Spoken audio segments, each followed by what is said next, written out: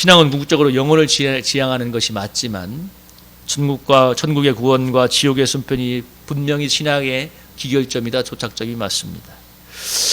그래서 우리는 이 죄악이 판치는 세상에서 믿음으로 죄와 싸우며 천성을 향해 나아가는 것입니다.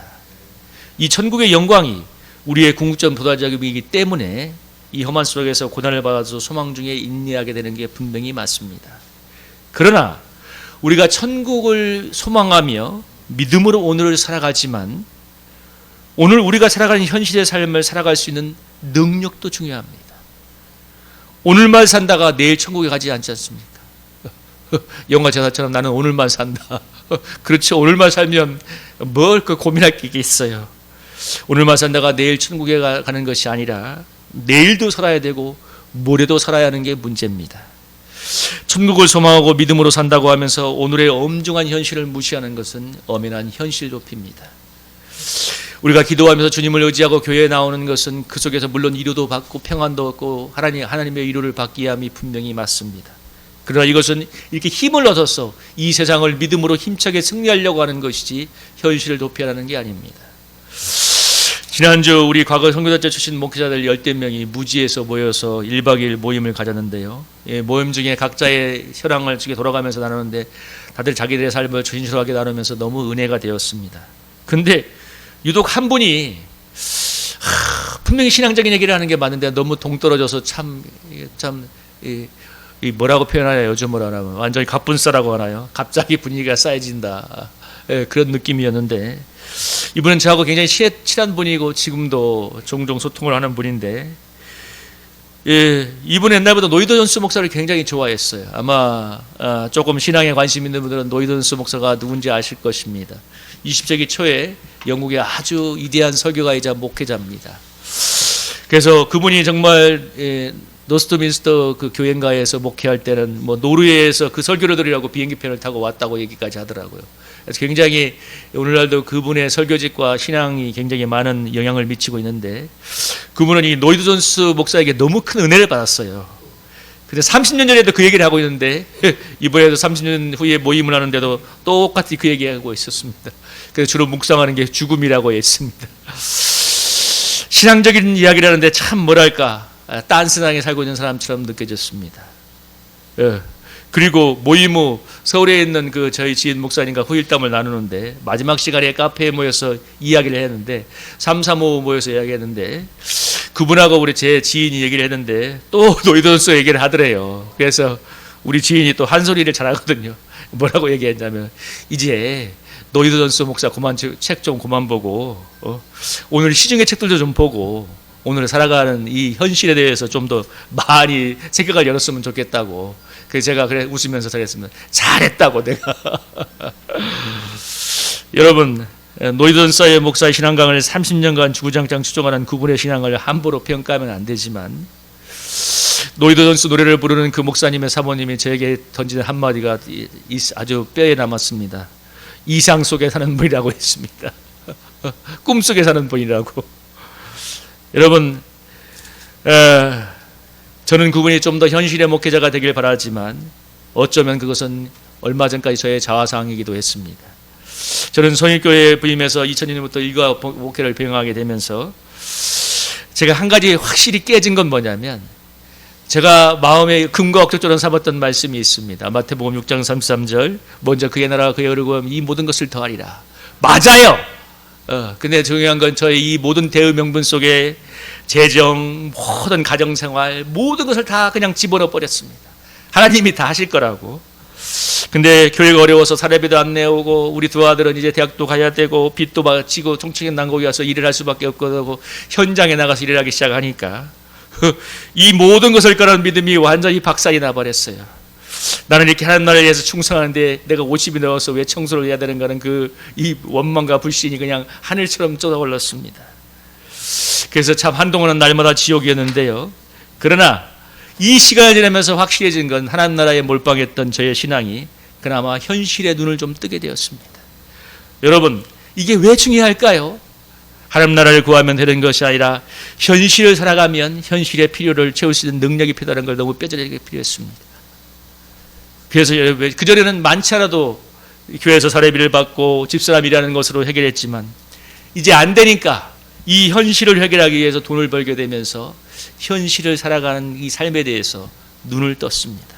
여러분, 그래야 오늘 현실을 살아가는 우리 성도들에게 현실의 목회를 할 수 있잖아요. 현실의 목회. 노이도 존슨이 뭐니 뭐 칼빈이니 그냥 뚱그런 넘는 소리만 하지 말고 오늘의 이 힘든 현실을 살아가는, 하늘의 구름 위에 떠있던 저의 신앙이 오늘의 혐증한 현실에 두 발을 듣게 되었고, 그래서 지금은 조금은 현실의 목회자가 되어간다는 생각을 합니다. 그래야 거기에서 하나님의 역사가 일어나는 거예요. 꿈속에서 일어나는 게 아니고, 이상 속에서 일어나는 게 아니고, 현실 속에서 성령이 일하시는 거잖아요. 후일담이지만 제가 부임할 때 성일교회에서 3명의 목회자가 같이 이렇게 3주간 이제 설교를 했는데 선을 본 거죠.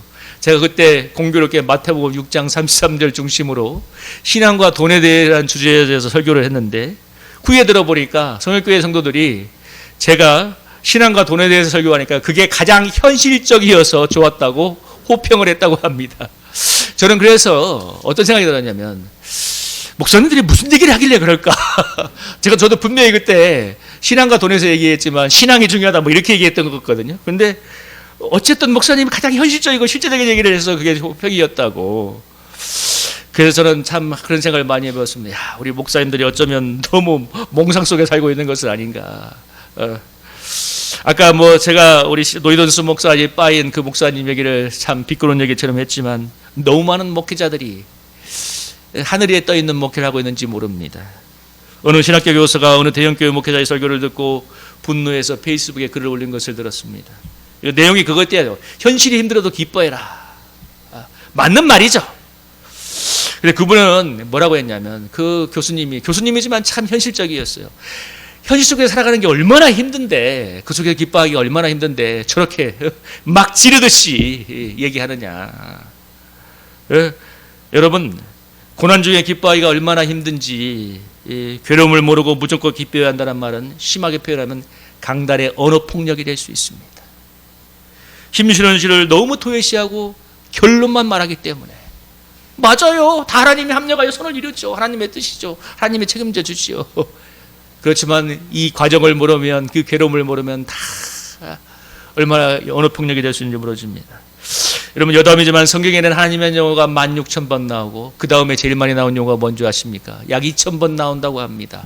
돈과 재정에 대해서 2,000번 나온대요. 그러니까 하나님 다음에 가장 많이 쓰는 게 뭐다? 돈이다. 그러니까 성경도 뭐예요? 하나님도 이 현실에서 돈과 재정이 얼마나 중요한 걸 아시니까 그렇게 많이 다루고 있는 거예요. 그래서 여러분, 근데 교회에서는 아주 이상한 불문율처럼 얘기합니다. 강단에서 돈 얘기하고, 성도들도 이렇게 돈 얘기하면 되게 소설적으로 생각합니다. 물론 너무 돈 하는 것도 문제지만, 그 엄연한 현실이고 우리가 피부친 현실인데 그걸 외면하는 것도 사실은 현실 도피적인 신앙인 거예요. 왜? 그래서 돈에 대해서 많이 다뤄야 되고 거기에 신앙이 필요하지 않겠습니까? 그렇게 중요한데, 현실 속에. 그러니까 그것도 어쩌면 이 거꾸로 온 얘기를 하고 싶지 않은 서로 간의 암묵적인 현실 도피인 거예요. 이게 얼마나 현실적으로 중요한데. 속된 말로 거의 90%의 문제가 돈 문제잖아요. 뭐 안 그래요? 뭐 가정에서 왜 싸움나? 다 돈 많아봐. 잘 안 싸워. 돈 없어서 싸우고, 사업 망해서 싸우고, 애들 뭐 학원 보내야 되는데 학원비 없어서 싸우고, 뭐 그게 현실인데, 너무 그냥 듣기 좋은 말의 성찬으로. 여러분, 유대인들이 전 세계를 떠돌면서 특히 유럽 사회에서 얼마나 핍박을 받았는지 모릅니다. 예수님을 죽였다는 그 죄목을 뒤집어 쓰고, 그래서 그들은 직업도 가질 수 없었고 땅도 가질 수 없었고, 그래서 마지막에 했던 것이 당시 기독교인들이 죄악시했던 대부업이었습니다. 이자를 받을 때. 그래서 그들은 수천 년 동안, 2000년의 수많은 핍박과 소름 속에서 한 가지는 확실해졌어요. 돈에 관한 유대인들을 당할 자는 없습니다. 오늘 이 시대의 저 모든 금융 시스템, 자본주의의 모든 금융 시스템, 뭐 이거 주식시장 다 유대인들이 설계한 거예요. 그들의 거대한 이 자본이 움직이는 오늘날 이 금융 네트워크는 아무도 막을 수 없습니다. 사실 미국도 그냥 잡아 흔들어요. 월스트리트에서. 저는 음모론이라고 할 수 있지만 저는 확신하는 건데, 1997년 IMF는 분명히 이 거대 금융 네트워크가 이기겠다고 저는 확신하고 있어요. 왜? 그 결과가 무엇이냐? 수많은 아시아의 나라들이 IMF가 터져가지고 금융시장이 다 개방되고 세계화라는 목록 속에서 금융시장이 개방되면서 어마어마한 자본이 흘러들어오면서 수많은 이 자본 돈들을 블랙호드시 이 국제 금융 투기관들이 빨아당기기 때문입니다. 그 거의 다 유대인의 자본이에요. 약간의 여담처럼 지나갔지만 여러분, 제가 오늘 말하는 핵심은 뭐냐면 신앙이 중요한 건 아시지만 현실에 뿌리를 박는 것이 아주 중요합니다. 그리고 왜 이게 중요하냐면 잘못하면 정말 큰 신앙의 낭패를 볼 수 있었기 때문입니다. 왜 몽상 속에 살다가, 몽상은 아니지만 너무 이상 속에 살다가 하늘의 구름에 떠 있다가 현실이 낭패를 보는 경우가 너무너무 허다하기 때문입니다. 여러분, 오늘 다루려고 하는 요시야 왕이 그런 슬픈 예 중에 하나입니다. 여러분, 요시야 왕은 성경에서 가장 좋은 평가를 받는 왕 중에 하나예요. 뭐라고 얘기하냐면 열왕기야 23장 24절 25절을 보면, 여러분 한번 같이 한번 읽어볼까요? 열왕기야 23장 24절 25절 한번 읽어보겠습니다. 시작. 요시야가 또 유다 땅과 예루살렘에 보이는 신접한 자와 점장이와 드라빔과 우상과 모든 가증한 것을 다 제거했으니 이는 대제사장 hil기야가 여호와의 성전에서 발견한 되게 된 율법의 말씀을 이루려 함이라. 요시야와 같이 마음을 다하며 뜻을 다하여 힘을 다하여 모세의 모든 율법을 따라 여호와께 돌이킨 왕은 요시야 전에도 없었고 또 그와 같은 자가 없었더라. 여러분 18절 역대하 35장 18절도 한번 읽어볼까요? 시작. 선지자 사무엘 이후로 이스라엘 가운데서 유월절을 이같이 지키지 못하였고 이스라엘 모든 왕들도 요시야가 제사장들과 내 사람들과 모인 온 유다와 이스라엘 무리와 이스라엘 주민과 함께 지킨 것처럼은 유월절을 지키지 못하였더라. 아멘. 오늘 요시야가 성경은 뭐라고 평가하냐면 정말 이만큼 하나님을 전심을 다해서 따른 사람이 없었고, 18절이 뭐라고 하냐면 사무엘 이후로 이렇게 온 나라가 유월절을 전심전력에 지킨 적이 없었다고 할 정도로 이 남유다 마지막 사실상 왕이지만 이 요시야 왕은 영적으로 아주 망해가던 이 남유다를 아주 영적으로 놀랍게 개혁한 사람이었습니다. 그래서 성경이 너무 정말 좋은 평가를 하고 있고, 그리고 에레미야도 슬퍼했다고 하잖아요.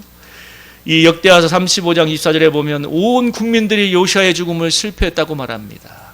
그런데 오늘 성경은 이 모든 일 후에 요시야의 비극을 기록하고 있는데, 이 모든 일은 아까 말한 것처럼 요시야가 모든 영적인 계획을 이루어서 이스라엘의 영적인 단장을 마친 뒤를 말합니다. 요시야는 8세의 왕이 되어서 언제 죽었냐면 39세에 전사했습니다. 그러니까 31년 동안 왕으로 다스렸는데요. 이게 39세 때의 일입니다. 어떤 일이 있었냐면 애굽왕 느고가 유브라데 강가에 갈그미스를 치러 올라왔으므로 요시야가 나가서 방비했다고 얘기합니다. 여기서 이집트의 왕 느고, 정확한 표현은 니코 2세인데 이 사람이 유브라데 강가의 갈그미스, 여기가 어디냐면 당시 중동의 신흥 강국이었던 신바벨론 조국을 말합니다. 이 바벨론을 치기 위해서 올라갔어요. 어디로 가려면 요즘으로 말하면 이집트를 가야 되는데 이집트에서 이라크를 가려면 우리가 요즘 말하는 이스라엘 땅, 팔레스타인 지방을 반드시 지나가야 됩니다. 그러니까 그 원정길의 중간에 이 팔레스타인 이스라엘 지방이 있었던 거예요. 왜 글로 갔냐면 이라크에 누구가 있었냐면 당시에 이 쫓겨났던 이 강대국에서 밀려났던 아수르가 그곳에 있었습니다. 그래서 아수르와 연합해서 핀 바벨론 제국과 대결하기 위해서 가는데 그때 요시야가 이 길을 막아선 거예요. 근데 오늘 뒤에 보면 21절이나 22장에 읽어보면 누구가 사신을 보내서 이러죠. 나는 너희들과 싸우려 한 게 아니다. 저 바벨론 제국과 싸우려는 거니까 길을 비켜라. 만약에 막으면 하나님이 너희를 멸하실까 두려워한다. 22절에 뭐라고 얘기하냐면 요시야가 몸을 돌이켜 떠나기를 싫어하고 오히려 번장하고 그와 싸우고자 하나님에서 나온 누구의 말을 듣지 아니하고 무기도 골짜기로 싸울 때 23절에 보면 활을 맞고 전세했다고 말합니다. 여러분 22절에 분명히 뭐라고 했어요? 느보의 입에서 나온 그 말이, 사신의 말이 뭐예요? 하나님에서 나온 경고였는데 그 말 듣지 않고 전투에 나가서 전사를 했다고 합니다. 그러니까 여러분 이 무슨 얘기예요? 이 싸움은, 전쟁은 하나님이 원하지 않고 가지 말라는 전쟁이었다는 얘기예요. 여러분 제가 아까 요시야 왕을 평가를 얘기 들었지만 요시야가 이 전쟁에 나가기 위해서 얼마나 기도도 많이 하고 신하들의 조언도 들어봤겠어요. 근데 결론은 나갔어요. 하나님이 가지 말라고 하는 전쟁이었는데 왜 그랬을까 하는 생각을 많이 상상력을 발휘해 봤는데 저는 내가 한 가지 결론은 뭐냐면 요시야가 처음 했던 하나님에 대한 과신이었다는 생각을 하게 됐습니다. 왜? 요시야가 처음 이 영적인 개혁을 하면서 하나님의 많은 도우시는 손길이 있었을 거 아닙니까? 그렇게 이 역대로 가장 마음을 다해 하나님을 섬기고 따른 사람이었으니 하나님이 당연히 도와주셨겠죠. 그리고 그의 할아버지가 누구냐면 히스기야 왕이에요. 히스기야 왕 때 어떤 일이 있었냐면 아수르의 20만 대군이 이 예루살렘 성을 포기했을 때 이 이사야서 37장에 보면 유명한 히스기야의 기도, 그리고 이 누구야? 그 이사야 선지자의 기도가 나오죠. 정말 이 적군이 우리를 너무나 모욕합니다 하면서 옷을 찢으며 하나님께 간절히 울부짖을 때 분명히 이 37장 말미에 뭐라고 나오냐면 여호와의 천사가 나와서 아수르의 20만 대군을 18만 5천이라고 기록하고 있어요. 20만 대군을 하루아침에 다 산송장이 되게 했다고 합니다. 그러니까 할아버지 때부터 뭐예요? 이 남자를 지킨 위대한 하나님에 대한 믿음과 이 체험이 있었고, 또 그런 하나님을 경외했기 때문에 놀라운 영적인 이 개혁을 이루었는데, 중요한 건 요시야 왕은 전쟁을 모르는 사람이었다는 것입니다. 전쟁을 할지도 모르고, 또 하나 당시 객관적으로 이집트와 남유다의 국력은 너무나 큰 차이가 났어요.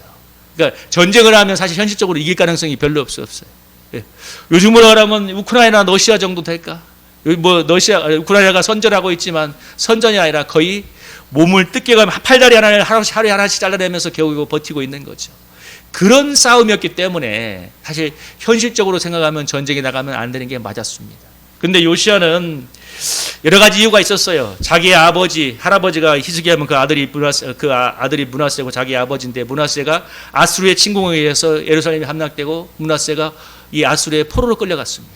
그러니까 어쩌면 철천지 원수인데 아수르가 그 아수르를 돕기 위해서 이집트의 원정군이 가고 있고, 그러니까 감정적으로도 이렇게 막아서는 거예요. 감정적으로 막아서고, 또 아수르를 복수하고 싶은데 바벨론 제국이라는 그 강대국이 일어나서 아수르를 치면 복수도 되고 자기 민족이 지켜지라는 생각 때문에 현실적으로 여러 가지 선택을 한 건 맞아요. 근데 분명한 건 하나님이 나가지 말라고 했던 것입니다. 근데 왜 나갔을까? 저는 확실히 한 가지인 것은 요시야는 전쟁에도 문외한이었고 현실적으로 전쟁을 하면 안 되는 것이 맞았지만, 중요한 건 자기가 체험했던 하나님, 자기 할아버지 하나님에 대한 과신 때문에, 이걸 우리 요즘 유튜브에서 유명했던 목사님이 그런 얘기를 하더라고요. 믿음의 탐욕이라고 표현하더라고요. 믿음의 탐욕, 믿음의 과신, 맹신. 이 무슨 얘기냐면 요시야 왕은 너무나 신앙적으로 훌륭한 사람이고 믿음은 좋았지만 전쟁이라는 현실, 얼마나 이 냉엄한 현실인가를 너무 몰랐던 거예요. 그러니까 신앙은 좋았지만 현실은 부조화인 사람인 것입니다. 어쩌면 그분도 뭐예요? 전쟁에 관한 하늘의 구름에 떠 있는 거예요. 히스기야 왕과 이사야가 그렇게 기도했더만 하루에 20만 대군이 송장이 되었더라. 그것만 붙들고 있고 이 냉엄하고 엄중한 현실을 몰랐던. 그래서 중요한 건 뭐냐면 그는 그 전투에서 죽고 말았습니다. 이걸 말하는 것입니다. 여러분, 신앙인은 신앙이 중요하지만 현실을 살아내는 능력과 냉엄한 그 지혜와 능력이 없으면 너무너무 낭패를 당할 수 있습니다. 아니, 인생이 망할 수도 있어요. 그래서 신앙이 좋은데 인생이 망하는 경우도 허다할 수 있습니다. 그런 경우도 많이 봅니다. 여러분, 우리 요즘은 뭐 교육은 거의 힘들어서 하지만 교육은, 예를 들면 저 유명한 돌아가신 조용기 목사님 같은 경우는 정말 어마어마한 지도력이 있는 분이에요. 그러니까 성도들도 많이 모았지만 성도들을 어마어마하게 헌신스럽게 할 수 있지만 영적인 리더십이 있는 분이에요. 그러니까 모래밭에 그 교회를 세웠죠. 그 교회를 세웠지만, 그러나 많은 목회자들이 그것 따라하다가 망한 사람도 수두룩합니다.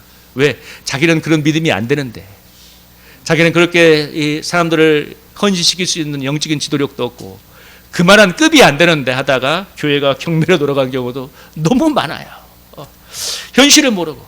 여러분, 주식 요즘 너무 많이 하는데 주식도 겸손해야 되는 게 뭐냐면, 첫째는 뭐냐면 내가 감당할 수 있는 분량만큼만 해야 됩니다.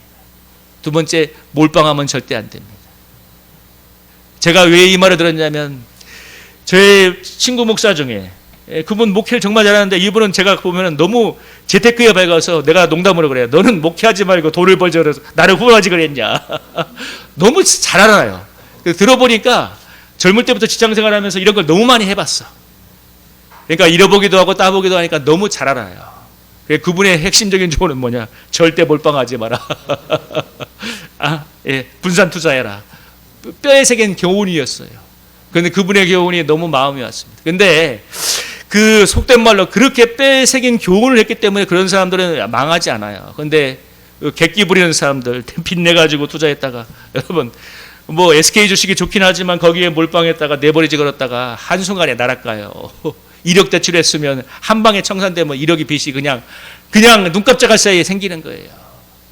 여러분, 저는 주식한다고 돈 벌었다는 사람 얘기도 들어봤지만 주식 때문에 목숨을 내놓는 사람도 수없이 봤습니다. 왜?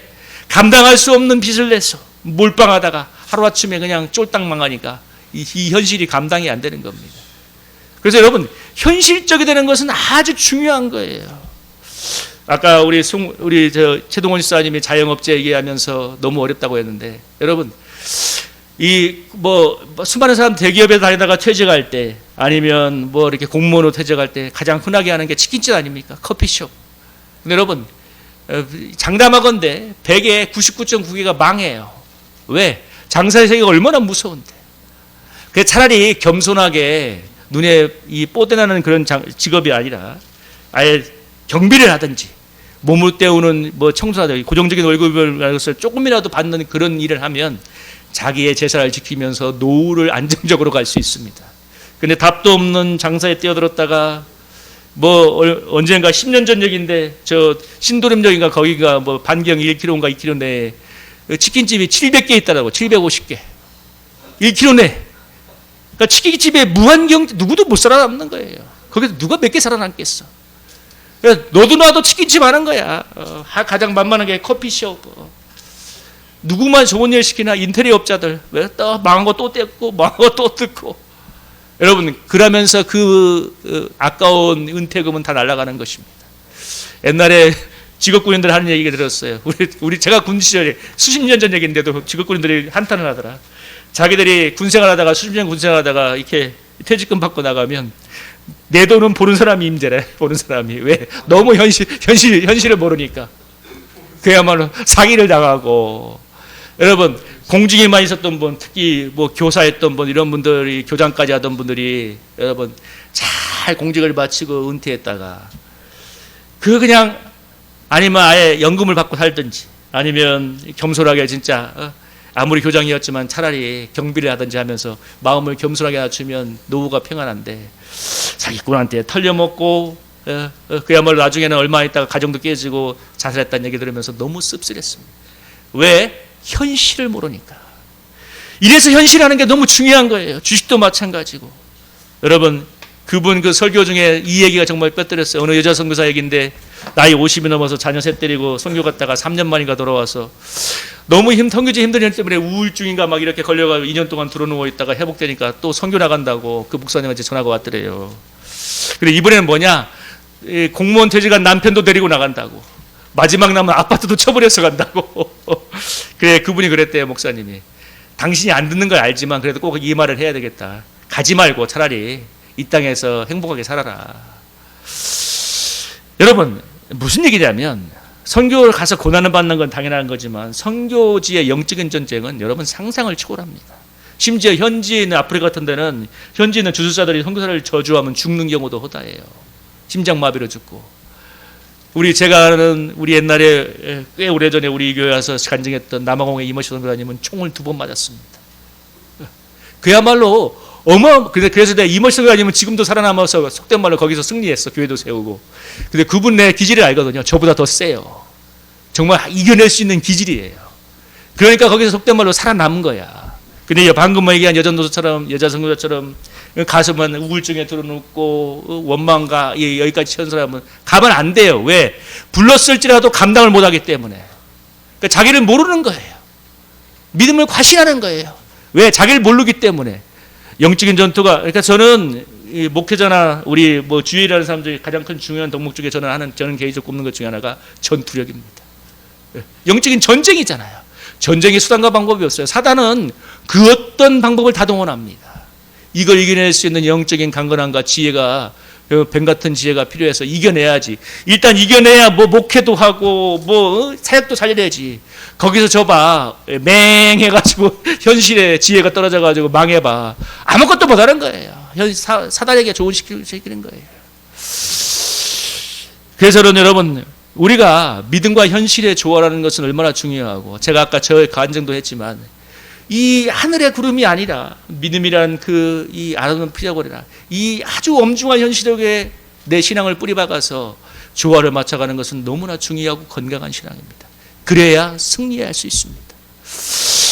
요즘 저 몇 년 전에 그래도 규모 있는 교회를 담임하다가 퇴직한 우리 신한 목사님 청소를 하나 소개시켜서 도와주고 있는데, 그분이 처음 2년 전에 끝났을 때 저는 청소를 소개시켜주고 싶었지만 소개시키기 꺼려졌습니다. 왜냐하면 이분이 지금 시작하면 너무 마음이 초라해짐에 멘탈이 나갈 것 같아서 놔뒀는데, 2년 뭐 잘 놀다가 일을 해보라니까 할 게 없는 거예요.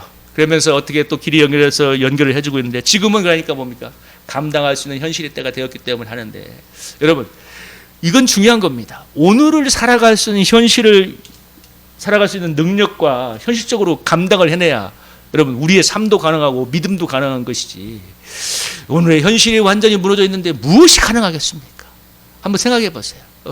그래서 뭐냐면 저는 믿음 위에 지혜가 필요하다는 게 그 말입니다. 아까 요시야 왕은 너무너무 신앙은 좋았지만 그러나 전쟁이라는 현실에는 너무나 문외한이었고 무모했기 때문에 39살에 죽고 말았습니다. 어쩌면 하나님이 그 요시야 왕만큼은 막 70, 80까지 하면서 계속 이스라엘을 개혁시키면서 안정적으로 갖고 싶었는지 모르겠지만, 속된 말로 이 요시야 왕의 믿음의 속된 말로 객기가 자기의 목숨까지 앗아가고 말았습니다.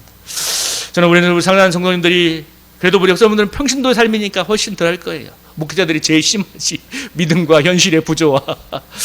여러분들의 믿음과 현실의 조화를 통해서 이 세상을 살아내는 음부의 권세를 이기는 능력 있는 신앙이 되기를 주님의 이름으로 축복합니다. 저는요, 그래서 우리 성도님들이 만약에 우리 주식한다는 분을 제가 안 말한 것 중에 하나는 뭐냐면, 이게 뭐 건장 상황이라 떨어져서 이 시대를 살아가는 하나의 재정 수입원 중에 하나이기 때문에 이 세계도 그냥 눈 감고 불러서도 보면 안 돼 이렇게 아니라, 우리가 지금 하나님 주신 지혜, 유대인들은 돈 세계 돈을 다 갖고 갔잖아. 그리스도인들 유럽에 있는 그리스도인들 뭐해? 한국에 있는 크리스찬들 뭐해? 유대인들 다 갖고 지금 세상을 주물주물 하고 있잖아요. 미국도 용병처럼 쓰고 있잖아. 이스라엘 미국을 용병으로 부리고 있잖아. 돈을 갖고 있으니까. 넌 돈이 위대한 것이라는 것이 아니라 그들은 수천 년의 세월 속에 그 핍박 속에서 돈에 대한 만큼은 세계를 제패한 사람들이에요. 그러니까 그 조그만 나라가 지금 살아남고 이세를 부리고 있잖아요. 저는 우리 그리스도인들이 좀 그런 눈을 떴으면 좋겠어요. 그러니까 뭐냐면 그냥 돈은 뭐 세속적이야. 왜 세속적이야? 현실인데. 뭔 놈의 세속적? 현실이에요. 맞아. 그죠? 사랑하는 성도님도 안 그래요? 현실이고 리얼리티예요. 여기를 살아낼 수 있는 믿음과 멘탈이 중요한 것이지, 그냥 피하고 이건 좀 불로스동을 한데, 아니요. 유대인들은 돈을 다 가져가고 있어요. 이번에 그 주가 1년 만에 3,000포인트에서 9,000포인트 올렸다가 지금 3,000포인트 확 떨어내면서 그 많은 돈들을 누가 다 가져갔겠습니까? 아니, 그 9,000에서 3,000 떨어질 때 누가 그걸 냈겠어요? 외국의 그 기관 투자가들이 팔아치우면서 주식이 순식간에 떨어지고, 이제 다 떡 나가면 그거 다시 사들여서 또 돈을 벌고, 개미들만 충성해주고 있는 거예요, 유대인들한테. 여러분, 우리 사랑하는 성도님들, 이 세상을 살아가는 데 있어서 지혜가 정말 필요하고 현실을 냉엄하게 알 수 있어야 됩니다. 그리고 이 현실에 파고 들어가서 여러분 감당할 수 있는 지혜를 가질 때 이 세상에서 승리할 수 있는 것 아니겠습니까? 우리 사랑하는 성도들에게 그런 지혜와 강한 하나님의 은혜가 임하기를 주님의 이름으로 축복합니다. 이 찬양을 부르면서 우리 함께 기도하기 원합니다. 찬송가 302장입니다.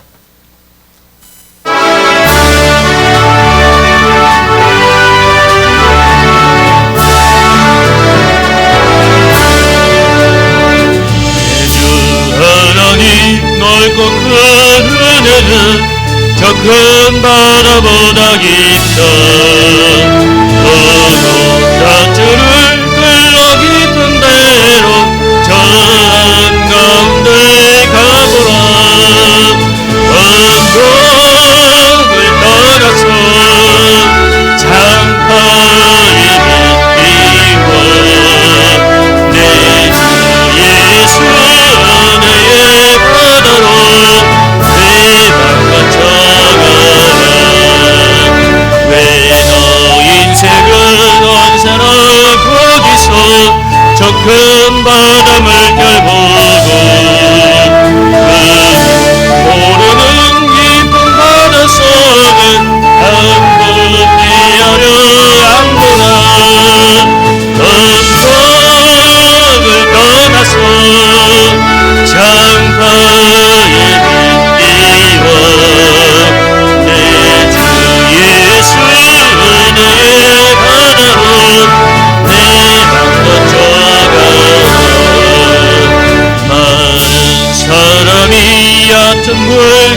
주옵소서. 저 큰 바다 가려다가